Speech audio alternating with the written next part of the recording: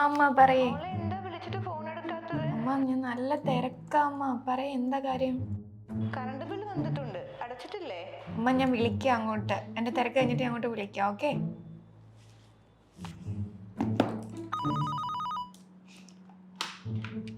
Hello sir.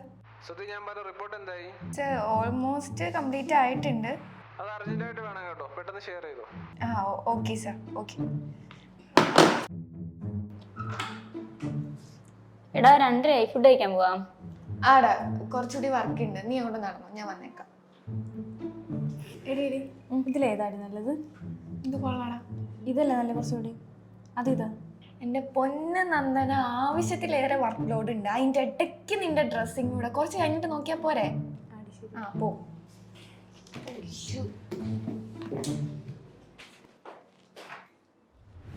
ഇഫക്റ്റീവായിട്ടുള്ള time management ഇല്ലാത്തതിൻ്റെ ഒരു പ്രോബ്ലമാണ് നമ്മളിപ്പോൾ ഈ വീഡിയോയിൽ കണ്ടത്.